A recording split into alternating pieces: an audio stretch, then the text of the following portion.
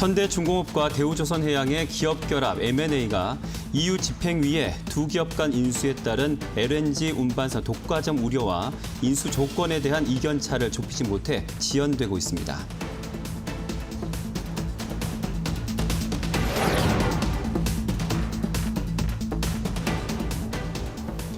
정의서 현대차 그룹 회장이 지난 4월 미국 서부 LA 현대차 미국 판매법인과 엘라베마 현대차 공장을 방문해 전기차 현지 생산과 공장 증설 여부 등을 살펴본 지 2달 만에 다시 미국 동부로 출국했습니다.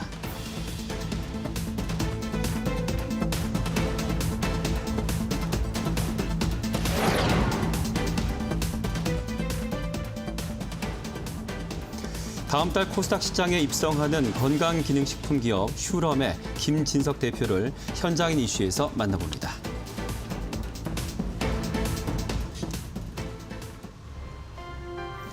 현대중공업그룹과 대우조선해양의 기업 결합 M&A 심사를 EU 집행위에 신청한 지 벌써 횟수로 한 2년 정도 되고 있는데 쉽게 해결될 것으로 보이진 않습니다. 1단계는 넘어섰지만 2단계 심층 조사를 넘지 못하고 있습니다. EU 집행위는 M&A가 되면 현대중공업그룹 지주사인 한국조선해양의 LNG 운반선 독과점을 좀 우려하고 있는데요. 그렇다고 EU 집행위의 시정 방안에 맞추려면 한국조선해양 입장에서는 시너지도 또 실익도 없다는 게 문제인데요. 양측의 간극이 큰 것이 지금 문제입니다. 잠시 후 자세히 알아보겠습니다. 빅머니 일부 시작합니다.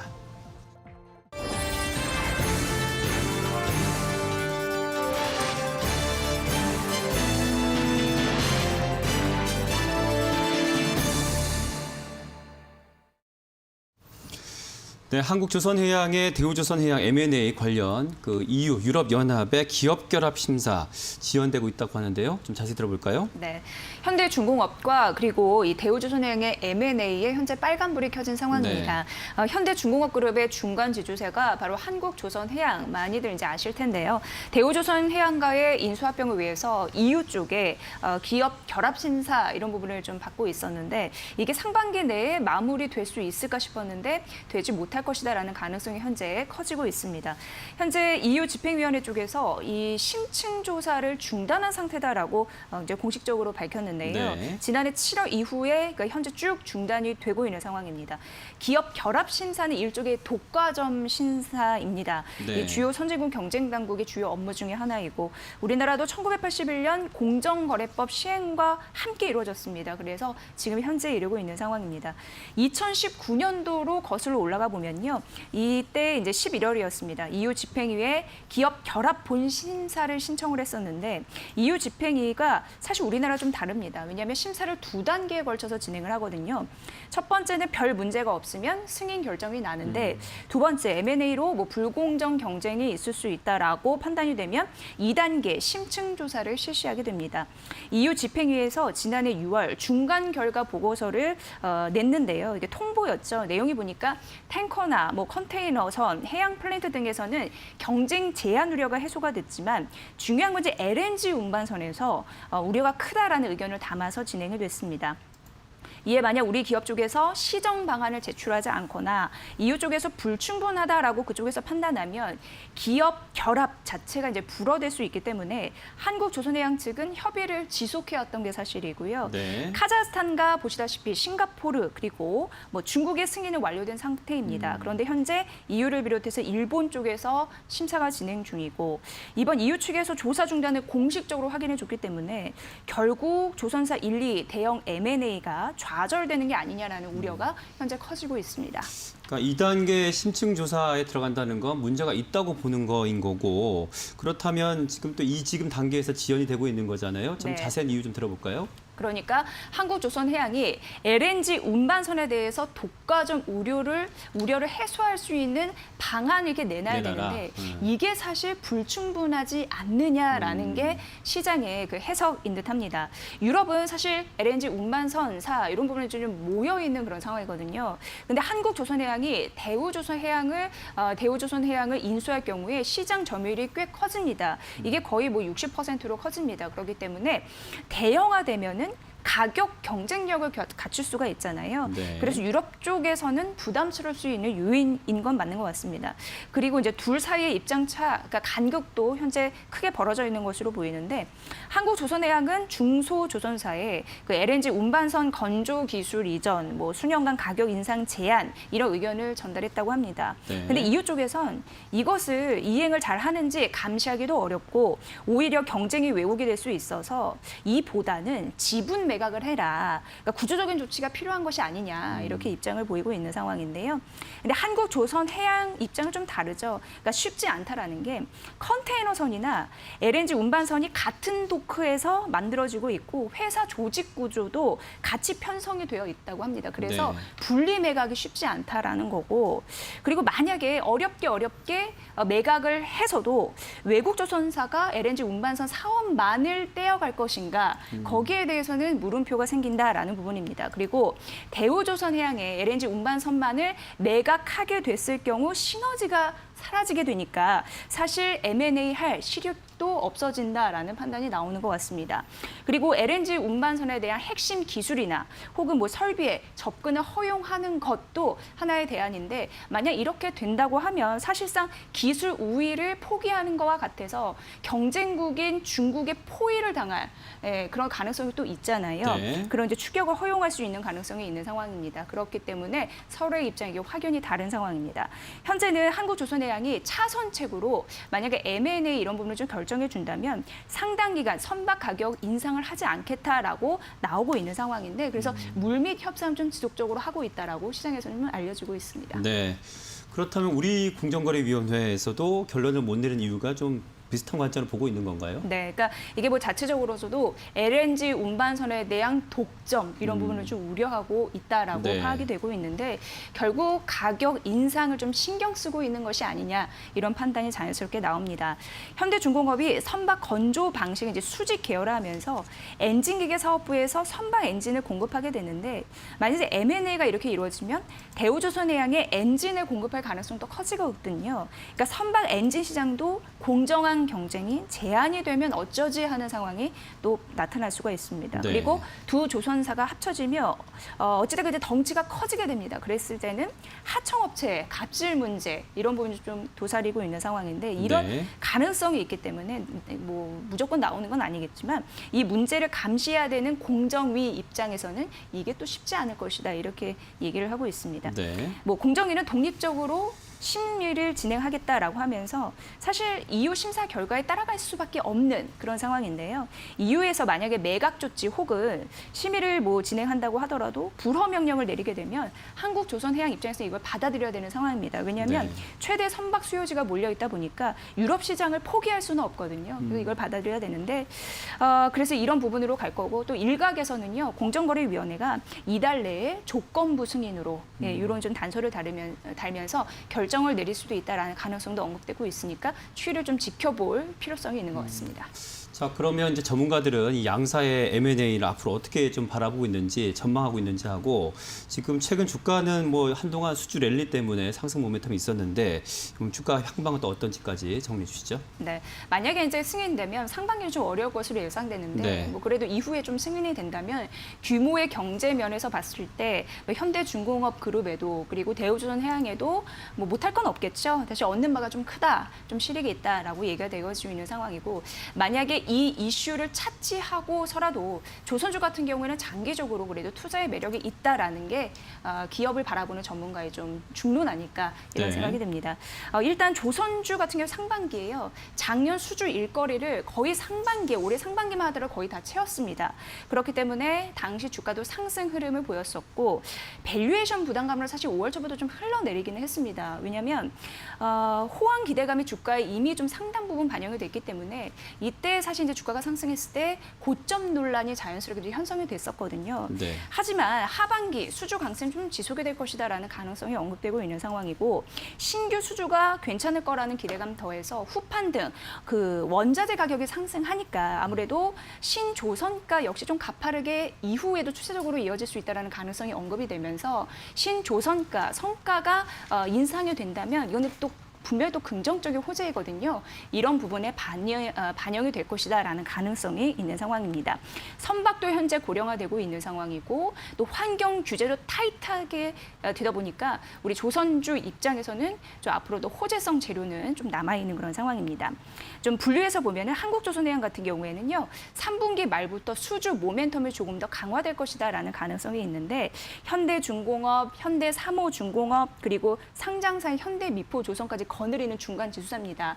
그래서 아무래도 오늘 이 이슈 때문에 뭐 여러 가지 할인율을 불가피하더라도 그 각각 가지고 있는 그 기업의 그 뭐라고 해야 될까요? 수주 성과 이런 부분이 높이게 되는 상황이라서 아무래도 주가의 견조한 우상향 추세가 지속이 될 것이다라는 가능성이 있는 상황이고요.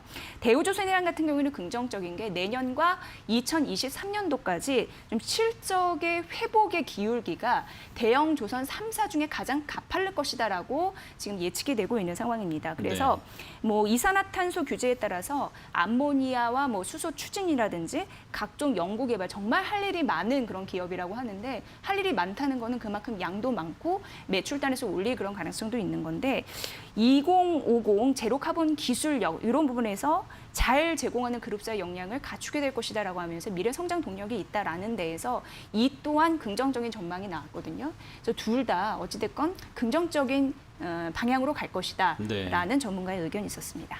네.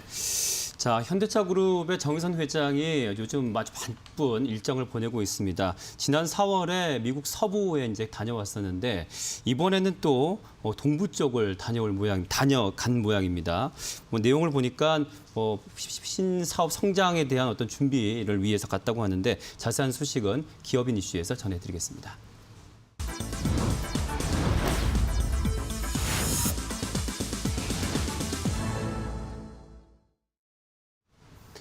네, 지난 4월에 이어서 다시 2달 만에 다시 미국을 간 상황인데요. 자세한 소식은 김종우 기자 준비했습니다.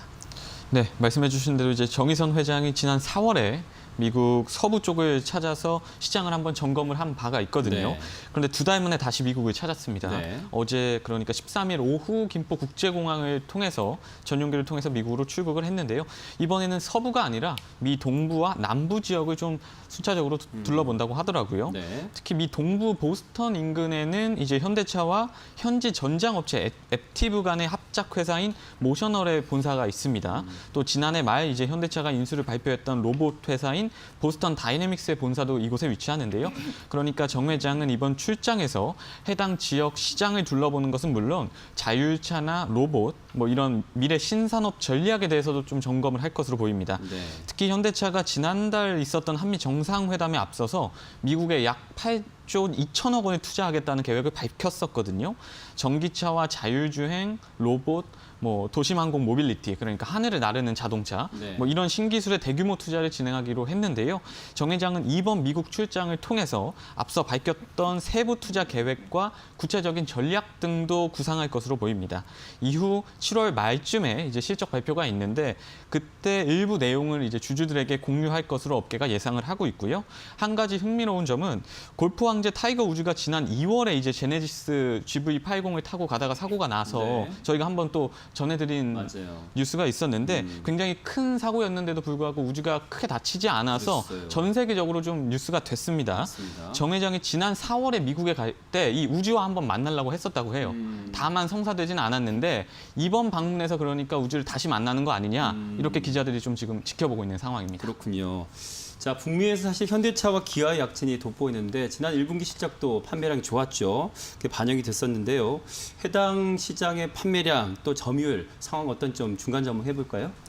최근 코로나라는 악재 속에서도 현대차 그룹이 북미 시장에서 굉장히 긍정적인 그렇죠. 효과를 내고 있어요. 특히 중국 시장이라든지 뭐 국내 시장도 사실 상황이 그렇게 썩 좋은 상황은 아닌데 북미에서만큼은 굉장히 신바람을 내고 있는 상황입니다. 자료를 한번 살펴보니까 지난달 미국에서 현대차가 전년 동기 대비 판매량이 56%나 증가를 했다고 합니다.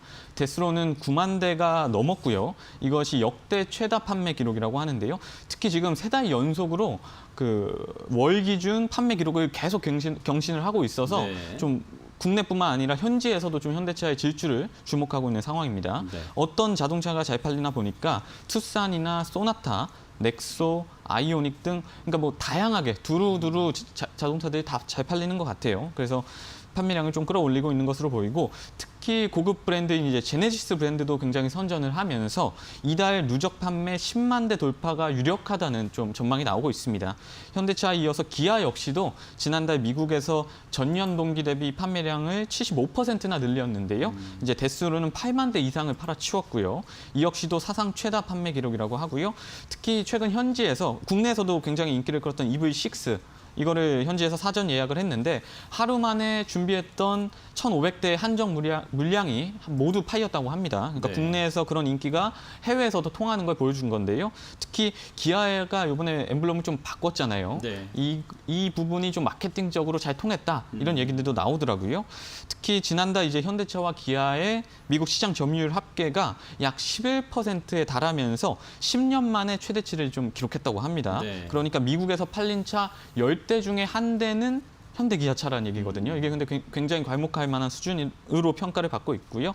최근 북미에서 가속 페달을 현대와 기아가 제대로 밟고 있다. 이렇게 볼 수 있겠습니다. 네.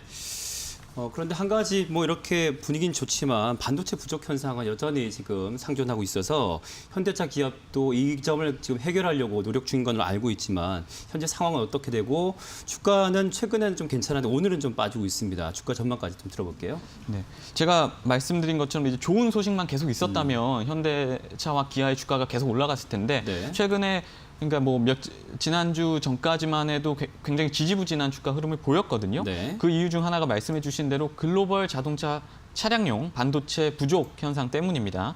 뭐 여러 가지 예기치 못한 상황 때문에 반도체 부족 현상이 지속적으로 심화를 하면서 지난달까지 현대차와 기아가 뭐 국내나 국내외 공장을 가동하다가 중단했다가 뭐 계속 반복을 했거든요. 네. 특히 일부 차종에 대해서는 이제 고객들한테 신차 출고가 너무 지연되니까 이제 그 임원진 쪽에서 죄송하다고 사과문까지 보내는 일도 있었어요. 그렇죠. 네. 그래서 실제 지난달 현대차의 국내 판매량이 전년 동기 대비 12.4%나 추락한 것으로 집계가 됐고요. 기아 역시도 판매량이 6.4%나 줄었습니다. 이게 반도체 부족에 따른 국내 공장 가동 중단 영향이 고스란히 반영됐다. 이게 전문가들의 분석이고요.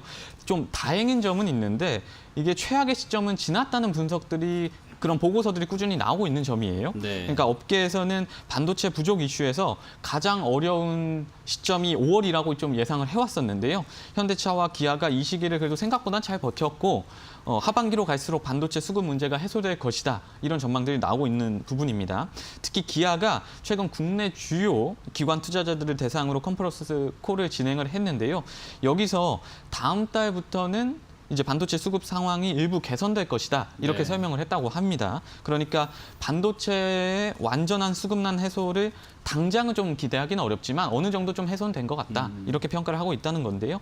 이런 긍정적인 전망을 외국에서도 이제 좀 줄줄이 나오고 있습니다. 골드만삭스가 최근 현대차와 기아에 대해서 매수 보고서를 발표를 했는데요. 네. 이 보고서는 현대차와 기아는 반도체 부족 문제로부터 가장 영향을 적게 받은 자동차 업체 중에 하나라고 꼽았고요. 네. 특히 평균 판매 단가 상승 그리고 뭐 신차 출시로 인해 수익성 개선이 기대된다 이렇게 평가를 했습니다.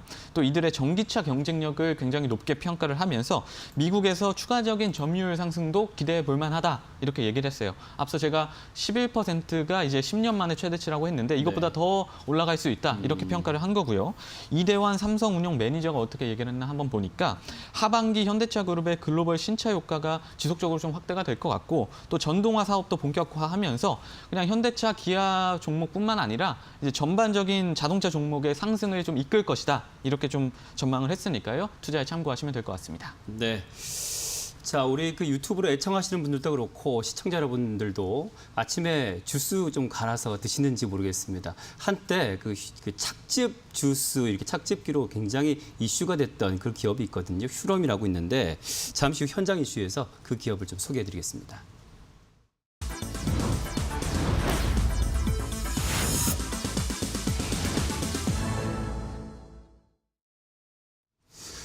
네, 건강기능식품 기업 휴럼이 스펙 상장으로 다음 달 또 코스닥 시장에 입성한다고 하는데요. 오늘 현장 이슈는 이지혜 기자가 휴럼 대표를 만나고 왔습니다.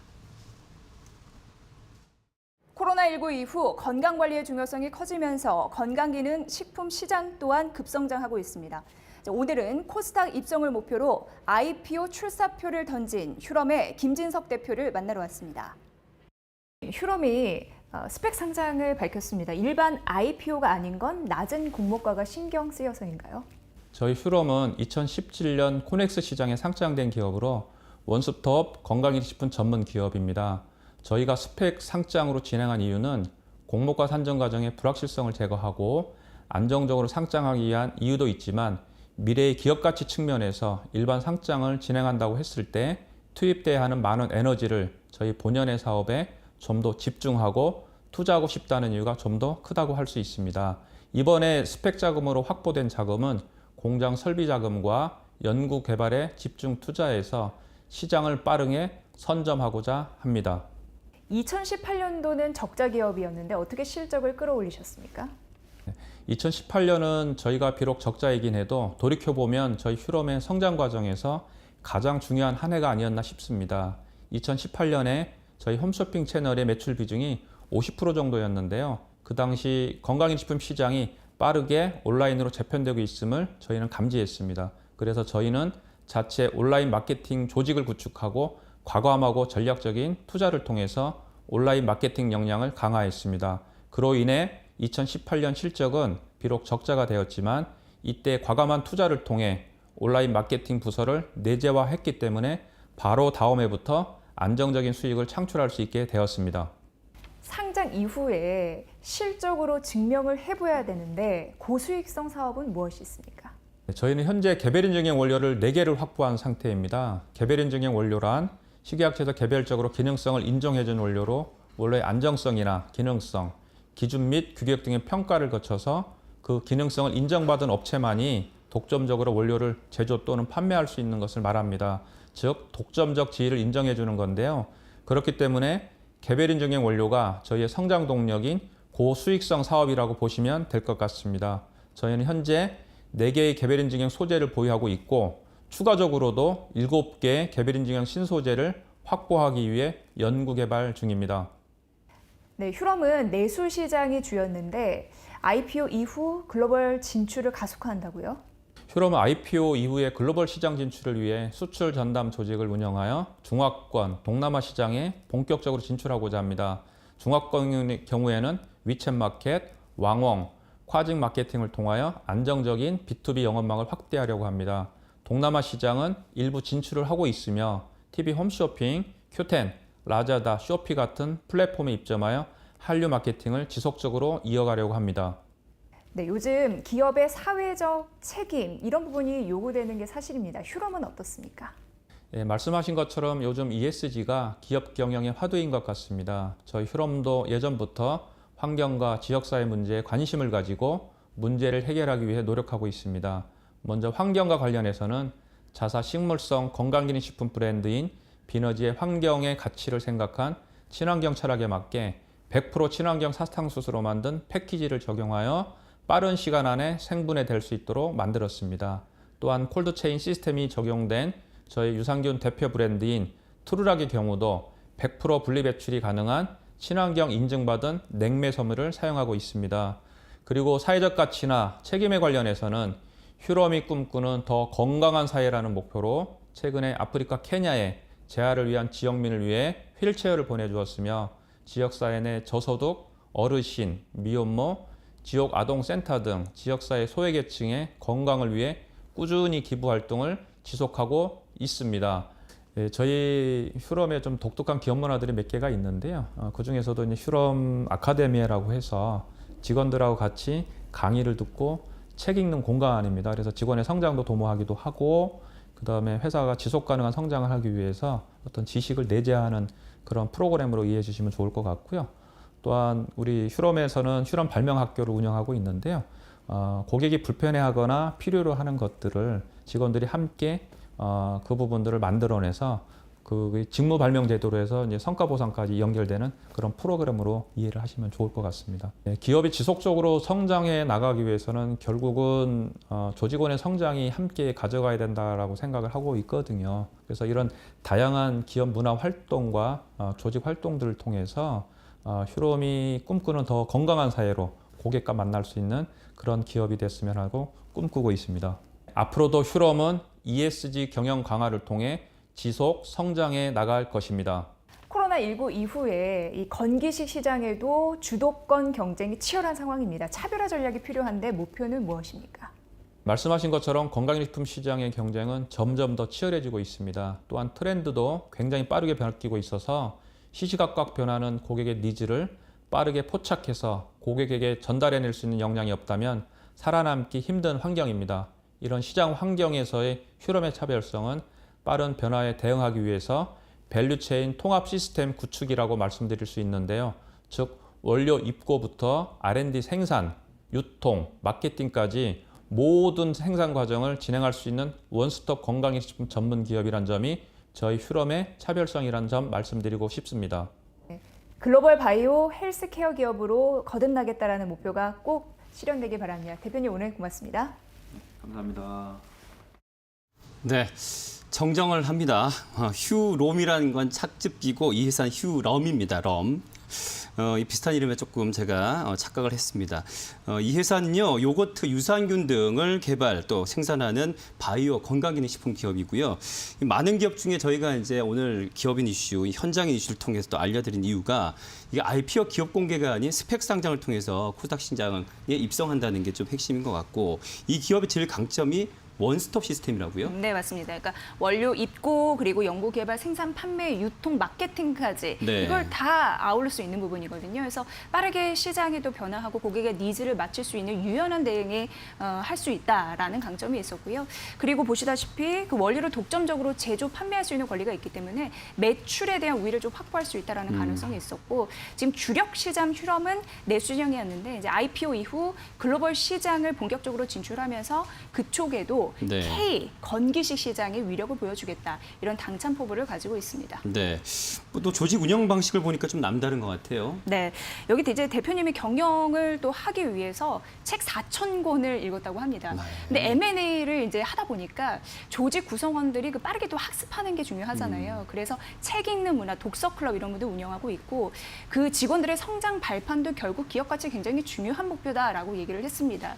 게다가 이쪽의 주요 또 제품 중에 하나가 뭐 요거트, 커피 메이커 이 부분이라고 얘기할 수 있는데, 이게 발명 대상을 받기도 했습니다. 네. 그러니까 대표 자체로 좀 발명가이기도 한데 발명 클럽 같은 것도 운영을 하면서 아이디어 개진, 뭐 고객들의 불편사항을 해결하는 것, 뭐 이런 부분으로서 서로 시너지를 창출할 수 있는 그런 조직 문화, 이런 부분도 굉장히 신경 쓰고 있는 부분이 돋보였습니다. 네.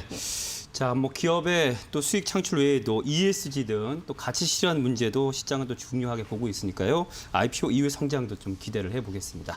자, 오늘 현장 이슈까지 두 분 기자 수고 많이 하셨습니다. 고맙습니다. 고맙습니다. 자, 시장 상황 좀 정리하겠습니다. 뭐 지금 아시아 증시는 혼조세를 보이고 있는데요. 우리 시장 지난주 말 그 금요일장에 좀 상승세 계속해서 이끌어가고 있습니다. 현재 코스피에서는 개인 홀로 순매수 중인데요. 그래도 0.07% 상승하면서 3,249선에 현재 거래되고 있고요. 코스닥에서는 개인과 함께 기관에서도 연기금이 함께 순매수해 주면서 현재까지 0.65% 상승 997선에 거래되고 있습니다. 좀 더 자세한 스쿱 사항은 마케팅 이슈에서 전해드리겠습니다. 박지현 캐스터 큐. 마케팅 이슈 박재은입니다. 양시장 조금 다른 움직임을 보여주고 있는데요. 먼저 코스피의 경우에는 미국의 FOMC 회의를 앞두고 좀 관망하는 흐름이 짙습니다. 그에 따라서 상승과 하락을 계속해서 거듭하는 움직임이 나오고 있고요. 코스닥의 경우에는 셀트리온 그룹주를 중심으로 매기가 확산되는 움직임이 나오고 있습니다. 자세한 흐름 코스피부터 살펴보도록 하겠습니다. 먼저 코스피는요, 3,249선 강보합권에서 출발을 해줬는데요. 아무래도 미증 미증시의 영향을 받으면서 긍정적으로 출발을 해줬습니다. 하지만 계속해서 등락을 거듭하는 움직임이 나오고 있고요. 변동성 굉장히 강하다는 점 특징적입니다. 현재 구간 0.03% 오른 3,250선 지지하고 있습니다. 다음은 코스닥 수급 보도록 하겠습니다. 코스닥의 경우에는요, 외국인과 기관이 하루 만에 매도 전환을 했는데요. 현재 구간의 경우에도 기관 2,800억 원대, 외국인은 680억 원대 매도 우위 보여주고 있고요. 개인의 경우에는 3,500억 원가량 매수 우위 보여주고 있습니다. 다음은요, 코스닥 흐름 살펴보도록 하겠습니다. 코스닥은요, 강보합권에서 992선 출발을 했습니다. 오늘은 특히나 제약바이오주가 굉장히 강한데요. 셀트리온에서 호재성 뉴스가 나오면서 매기가 확산되는 움직임이 나오고 있습니다. 덕분에 0.65% 오른 997선 지나가고 있습니다. 상승 권역을 계속해서 유지해주고 있습니다. 다음은 코스닥 수급 보도록 할 텐데요. 코스닥의 경우에는 수급 주체가 그렇게 뚜렷하지는 않습니다. 현재 구간에도 개인과 기관이 물량을 사들이고 있는데요. 각각 300억 원가량, 200억 원가량의 물량 가져가고 있고요. 외국인은 400억 원대 물량을 내놓고 있습니다. 네, 그렇다면요, 오늘장 움직이는 특징 섹터들 하나하나 보도록 하겠습니다. 먼저 첫 번째 특징주는 제지주 볼 텐데요. 5월에 국제 펄프 가격 급등의 오름세를 시연을 하고 있습니다.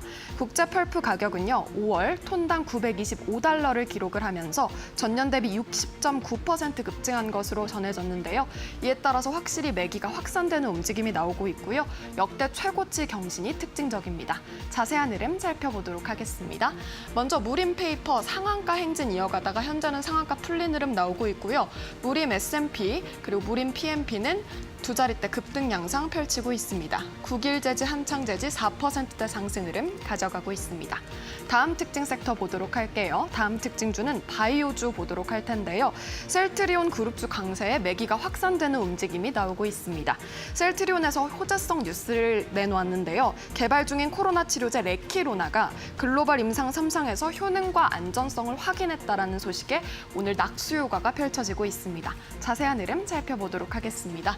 먼저 셀트리온 제약 두 자릿대 급등하고 있고요. 시젠 셀트리온, 셀트리온 헬스케어, 알테오젠 3에서 5%대 상승 탄력 가져가고 있습니다. 마지막 특징 섹터 보도록 할게요. 마지막 특징주는 철강주 볼 텐데요. 최근 철근 가격 급등에 중소형주 중심으로 매기가 집중되고 있습니다. 국내 철근 가격은 1월 톤당 70만 원에서 5월 말 120만 원을 넘어섰고요. 이에 따라서 긍정적인 리포트도 받아간 NI스틸도 있다는 거 참고하시기 바라겠습니다. 네, 먼저 특징주 자세히 살펴보도록 할게요. 동양철강 8%대 급등하고 있고요. NI스틸, 삼연철강, DSR 제강, 경남스틸도 3%대 상승 흐름 가져가고 있습니다. 지금까지 마키린 이슈 박재인이었고요. 권대희 앵커 불러볼게요. 권대희 앵커 큐. 네, 박재인 캐스터 큐 잘 받았습니다. 테만 이슈 이어가겠습니다. 코스파트너스의 김란 부대표와 함께합니다. 안녕하십니까? 네, 안녕하세요. 자, 오늘도 김란 부대표의 수익률부터 함께 보시겠습니다. 먼저 우진인데요. 5월 13일 매수 들어가서 109.55%의 수익 실현, 놀라운 수익 실현이네요. 자, 태용 로직스 4월 19일 매수해서 고가 대비 57.93%의 수익 실현 해냈고요. 일진전기 4월 29일 매수해서 고가 대비 49.09%의 수익 실현. 대한과학 4월 20일 매수 들어가서 고가 대비 30%의 수익 실현을 해냈습니다. 한창제지 5월 11일 매수해서 고가 대비 23.53%의 수익 실현 해냈습니다. 다음은 이제 수익률 보실 텐데요. 신성통상, 자, 의류주의 대표주로 볼 수 있는데요. 5월 27일 매수 들어가서 고가 대비 77.67%의 수익률을 볼 수가 있습니다. 성광밴드 4월 8일 매수 들어가서 30.76%의 수익률, 도이치모터스 4월 16일 매수 들어가서 고가 대비 26.74%의 수익률, LG U+입니다. 5월 4일 매수 들어가서 고가 대비 20.9%의 수익률 보이고 있습니다. 미래나노텍 4월 12일 매수해서 고가 대비 18.54%의 수익률 볼 수 있습니다. 다음은 CJCGV인데요. 5월 20일 매수 들어가서 27.97%의 수익률, 스카이라이프 5월 18일 매수해서 고가 대비 16.32%의 수익률, 유진투자증권입니다. 4월 26일 매수해서 고가 대비 12.73%의 수익률, DY 6월 7일 매수해서 고가 대비 8.53%의 수익률, 그리고 현대그린푸드입니다. 5월 30일 매수해서 고가 대비 7.62%의 수익률 보이고 있습니다. 다음은 푸드웰인데요. 6월 10일 매수에서 6.71%의 수익률 보이고 있고요. 교보증권 5월 6일 매수에서 고가 대비 5.9%의 수익률, 한일사료 6월 4일 매수에서 고가 대비 8.12%의 수익률 보이고 있습니다. 삼성증권 5월 27일 매수에서 고가 대비 4.42%의 수익률, 끝으로 오성첨단소재인데요. 4월 5일 매수에서 고가 대비 4.32%의 수익률 보이고 있습니다. 자, 오늘 시장 좀 특징 좀 살펴보면서요. 이번 주 어떻게 시장 대응을 하면 좋을지 전반적인 전망까지 좀 부탁을 드리겠습니다. 네, 지금 전반적으로 보니까 테이퍼링에 대한 얘기가 조금 더 구체화된 모습입니다. 이제 네. 그럼에도 불구하고 위험자산 시장이라고 볼 수 있는 우리 증시는 나름은 그래도 좀 견조하게 버텨주는 맞습니다. 모습들이 네. 확인이 되고 있고요. 또 코스닥 같은 경우에는 상대적으로 바이오주들 위주로 또 강세를 보여주다 보니까 전체적으로 지수가 꺾이는 모습이 아니라 또다시 반등을 하는 그런 이제 모습들이 확인이 되고 있고요. 네. 일단 2분기 실적에 대한 발표가 나오기 전까지는 성장 섹터에 대한 추가적인 이제 상승에 대해서는 우리가 좀 기대를 해볼 수 있겠다. 특히나 외인 투자자들이 최근에 상당수 좀 매도를 많이 보이긴 했었는데 맞아요. 그 네. 매도 내용들을 세부적으로 살펴보니까 우리가 개별 종목에 대한 집중적인 매도세라기보다는 공매도의 성향이 좀 강했다라는 것을 감안을 해보면 우리가 그 코스피 200 또 코스닥 150 안에 들어가지 않는 종목들에 대해서는 상대적으로 기간 조정을 많이 보였던 종목 혹은 가격 조정을 한 차례 크게 보였었던 종목군들은 순환매 상승을 또 노려볼 수 있다라는 측면에서 아직 시장은 그래도 테이퍼링에 대한 얘기는 나오고는 있지만 그래도 여전히 또 수익을 실현을 할 수 있는 좋은 장은 계속해서 좀 이어지고 있다. 이렇게 좀 말씀을 드려보도록 하겠습니다. 네, 좀 더 구체적인 시장 좀 상황하고요. 또 종목에 대한 얘기 우리 AS를 하면서 같이 좀 들어보도록 하겠습니다. 마침 지금 또 우리 종목 중에 한창 재지가 이제 수익 실현을 해놨잖아요. 오늘 또 특징으로 굉장히 많이 오르는 모습 볼 수가 있네요. 좀 AS 좀 해볼까요, 우리? 네, 최근 들어서서 지금 많이 올라왔어요. 네. 사실 이제 한창재지는 제가 포트폴리오에 넣고 나서 바로 움직여주질 않아서 약간 좀 답답했던 그랬죠. 그런 이제 네. 종목이기는 한데 제가 넣었던 이유도요. 다른 이유라서기보다도 일단 지난번 이슈가 있었던 12월 우리가 잘 생각해 보면 또 쿠팡 상장이라는 어떤 그런 그랬죠. 이슈, 네. 또 택배 대란으로 맞아요. 인해서 또 박스가 모자르다 이런 얘기들이 또 이어지면서 12월 고점권 매물이 또 상당히 두터웠었던 상황인데 네. 이것을 이제 기간적으로 한 6개월 정도 소화를 하다 보니까 매물을 소화를 하면서 이 매물벽 상단을 이제 돌파를 하는 것을 좀 기대를 하고 포트에 넣었었고요. 네. 그리고 나서 이제 지난주 후반부터 해서 발빠르게 치고 올라오는 모습입니다. 펄프 가격이 이제 상승을 했다라는 그런 이유인데 아주 거래량을 동반을 해서 2차 시세가 나오고 있는 그런 상황이기 때문에 네. 저는 사실은 만약에 지금이라도 보유하고 계신 분들이라고 한다면 2,800원 선을 익절선으로 잡고 대응을 해보시는 전략도 괜찮을 것 같고요. 우선은 네. 3,100원 선에서 단기적으로 또 이익 실현을 했다면 이 가격권, 3,000원권 가격권에서 왔다 갔다 엎치락뒤치락하는 그런 모습들이 당분간은 좀 이어질 것 같아요. 그래서 네. 한창재지가 또 시기적으로 또 좋은 가격에 또 설비를 또 인수를 했었던 그런 측면이 있고 네. 아직까지 이 택배에 대한 또 온라인 우리가 온라인 상품 구매라든지 구매 패턴을 가만히 생각을 해보면 이게 현재 진행 중인 상황이기 때문에 저는 중장기적으로는 또 괜찮지 않을까라고 보고 있습니다. 네. 자, 한창재지 이어서 지금 신성통상을 한번 보도록 할게요. 신성통상이요? 네. 네. 신성통상 같은 경우에 이제 의류주인데 의류주가 6월 들어서서 굉장히 가파르게 치고 올라왔거든요. 미국의 경기가 소비가 살아나면서 이제 대표적인 소비재 관련주라고 할 수 있는 이제 의류주들이 의류주. 네. 전반적으로 좀 많이 올라온 상황이에요. 지금부터는 추격 매수는 조금 위험한 자리가 됐고요. 다만 이제 익절선 대응이 상당히 또 중요할 것 같은데 저는 3,000원으로 좀 대응을 한번 해보도록 하겠습니다. 네. 1차 시세 이후에 또 한 2,600~700원 선 매물 소화하고 나서 지금 2차 시세까지 이어진 상황이기 때문에 3,000원 선을 이탈하지 않는다 그러면 한마디로 거의 한 11선 부근을 훼손시키지 않는다 그러면 추가적인 상승 시세에 이어나갈 것으로 보고 보유 전략을 한번 드려보도록 하고요. 세 번째 네. 종목 도이치모터스요. 도이치모터스요. 네. 네. 최근에 그 자동차 관련주들도 연초에 또 강한 상승을 보여줬다가 또 차량용 반도체 이슈로 인해서 또 소폭 쉬어가는 모습들 확인이 됐었죠. 네. 그런데 최근 시장을 보면 이 순환매 상승이 이어지고 있는 상황에서 기간 조정, 가격 조정 이어졌던 종목군들이 지금 살아나고 있기 때문에 네. 도이치모터스도 이제 그러한 자리에서 상승 시세가 나타나면서 직전 고점을 어느덧 이제 돌파를 시킨 상황이 됐습니다. 다만 아쉬운 거는 이제 거래량이 아직 동반이 안 됐다라는 거예요. 그렇죠. 그래서 거래량 동반해서 직전 고점을 시원하게 돌파를 해주는 급등 시세를 한 차례 더 노려보도록 하겠고요. 이익절선 8,600원 제시 도와드리도록 하겠습니다. 마지막으로 좀 짧게 푸드웰 한번 보고 가도록 푸드웰이요, 할게요. 네. 예, 푸드웰 이제 지난주에 소개를 해드렸던 종목인데 약간은 오늘 시장에서 5%, 2%에 가까운 그런 이제 상승이 나타났었고 전일에 이제 지난주 금요일이죠. 6% 가까운 이제 상승이 나타났었는데 네. 일단은 잠깐 거래량 반짝하고 다시금 또 기간 조정 이어나가는 모습이에요. 그런데 이 푸드웰 같은 경우에도 11선 8,100원 선을 크게 이탈시키지 않는다 그러면 거래량 동반해서 이탈시키지 않는다 그러면 결국 9,300원 12월 16일의 고점인 이 52주 신고가를 경신하는 그런 상승 추세에 기대를 해볼 수 있겠습니다. 최근에 음식료 관련주들이 또 네. 상승세를 보여주고 있기 때문에 푸드웰 한번 기대를 해보자 이렇게 말씀드려보도록 하겠습니다.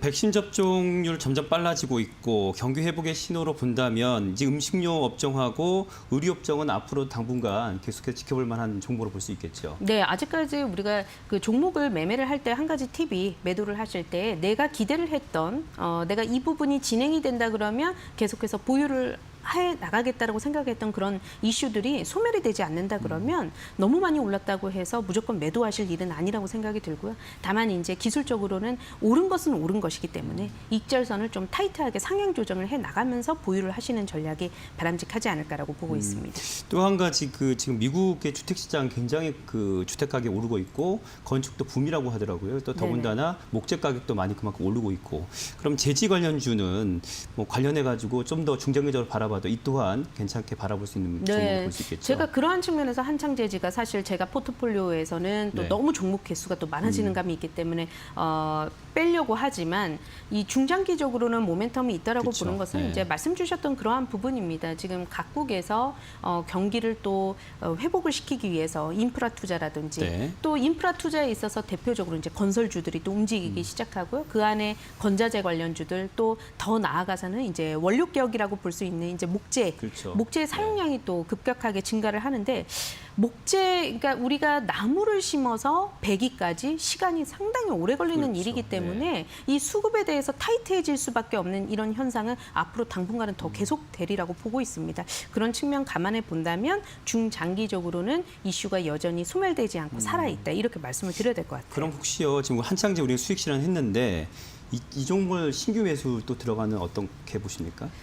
그런데 이제 추격 매수를 하는 것에 있어서는 항상 이제 조심해야 되겠죠. 만약 지금 이제 보면 1차적으로 시세가 나와서 2,700원권은 살짝 디디고 나서 이제 올라온 상황인데 네. 우리가 매수 관심을 가져본다면 결론적으로는 12월 고점이기도 했고 최근에 2차 시세 나오기 전이 2,700원 언저리선 이 정도 가격선에서 그래도 좀 추격 매수를 해볼 수 있지 않을까라고 보고 있습니다. 알겠습니다. 자, 참고하시길 바라고요. 이제 계속해서 오늘장 뜨거운 테마죠. 공개하겠습니다.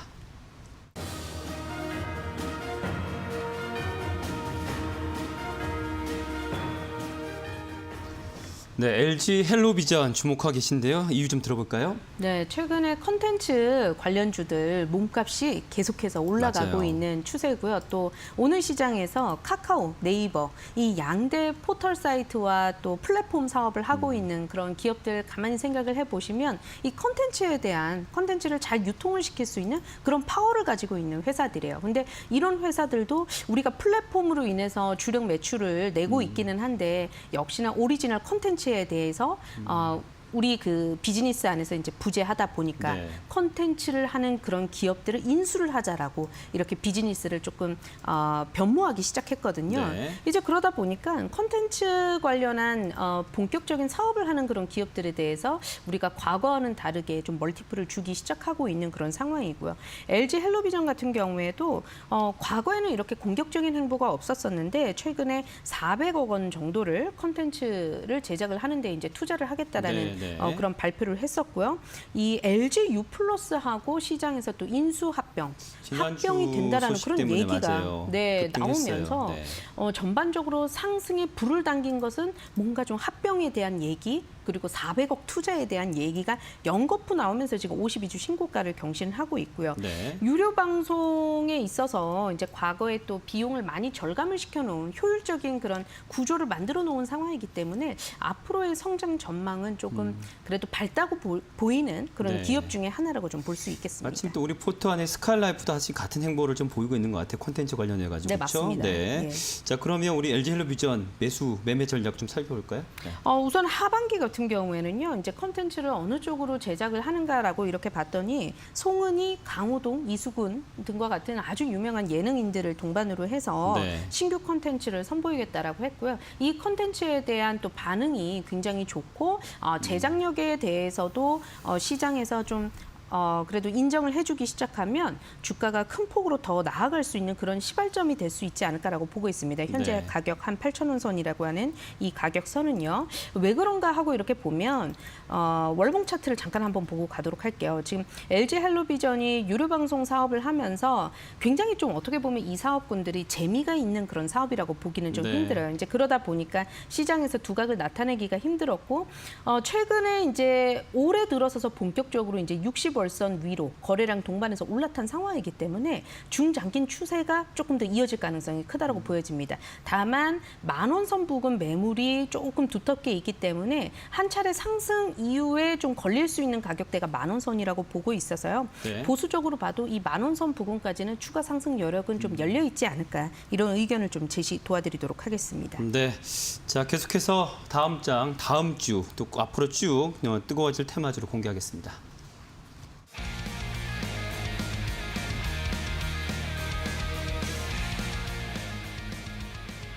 네, 플랜트 주목하고 계신데요. 또 주목 이유 먼저 들어보겠습니다. 네, 요새 뭐 안 올라오는 것이 없다 보니까요. 그렇죠. 원자재 네. 가격들이요. 유가를 계속해서 체크를 해보게 되는데 유가가 이제 70불 선에서 달러까지.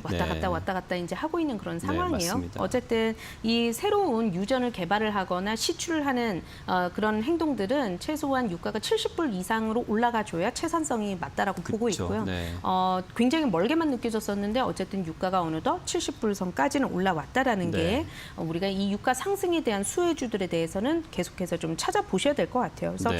결국 이렇다라는 건 중동 지역의 경기가 좀 살아날 가능성이 있고 그동안 좀 발주가 지연되거나 수포로 돌아갔었던 이런 수주 소식들이 이 중동 쪽으로 인해서 다시금 좀 얘기가 나올 수 있다라는 거 그런 부분들 감안을 해봐야 될 것 같고요. 각국이 역시나 인프라 투자에 대한 의지를 또 밝히고 있는 그런 상황이기 때문에 네. 이런 부분들 감안을 해본다면 플랜트 관련주들이 지금 시장에서 대장주는 먼저 치고 나가고 있는 그런 움직임이고요. 차선주들을 좀 살펴볼 필요성이 있다. 이렇게 좀 말씀드려보도록 하겠습니다. 네, 최근에 뭐 유가 급등하면 한국가스공사나 S올도 많이 오르고 있었는데 지금 플랜트 관련주로서는 사실 두산중공업 굉장히 급등했었죠. 네, 맞습니다. 섹터 흐름 좀 볼까요? 두산중공업 같은 경우에는요, 5월 들어서서 굉장히 큰 폭으로 많이 올랐던 상황이에요. 10,000원 선 부근에서부터 30,000원 선까지 300%에 가까운 이 상승 속도가 굉장히 단기간에 이루어지고 있었던 상황이기 때문에 네. 두산중공업에서 유동성이 좀 빠져나가고 나서 플랜트 관련 쪽 그리고 원전 관련주들 계속해서 좀 주목을 받고 있는 그런 움직임들이 나타나고 있고요. 네. 또 다른 종목들 한번 잠깐 살펴보면 기자재 관련주들도 살펴볼 필요성이 있습니다. 태광 같은 경우에도 5월에 고점을 형성을 한 이후에 지금 이중 바닥을 형성을 하는 그런 마지막 부근 정도에 와 있죠. 네. 그리고 성광밴드도 제가 여기 붙어 포트폴리오에 있는 아직 안 성광밴드 뺐어요. 볼까요? 네. 네, 성광밴드도 비슷해요.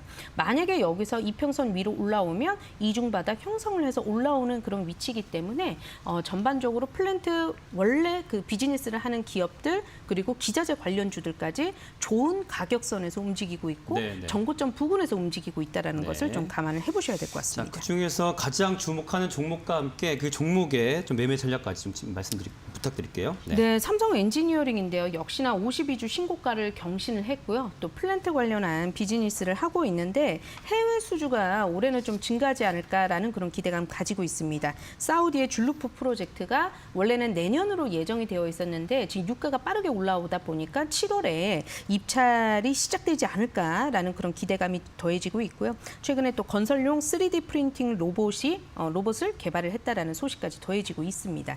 가격적으로는요. 26,600원에서 21,500원 선 밴드 내에서 한번 매수를 해보도록 하고요. 지금 현재 21,400원이니까 매수 밴드 안에 들어와 있고요. 손절가 같은 경우에는 18,500원 계속해서 지지가 나타났었던 가격선으로 제시 도와드리면서 목표가는 현재 가격선에서 30% 정도의 추가 상승 여력이 있다고 보고 27,000원 선으로 먼저 잡아보도록 하겠습니다. 네, 자 오늘 테마 이슈는 코스파트너스의 김남 부대표와 함께했습니다. 고맙습니다. 네, 감사합니다. 시장 특히 코스피가 변동성이 심해지고 있습니다. 기관의 지금 매도세가 강해지고 있는데요. 끝까지 시장 대응 좀 잘 하셔야 될 것 같습니다. 자, 빅원 1부 순서는 여기까지입니다. 시청해주신 여러분 고맙습니다.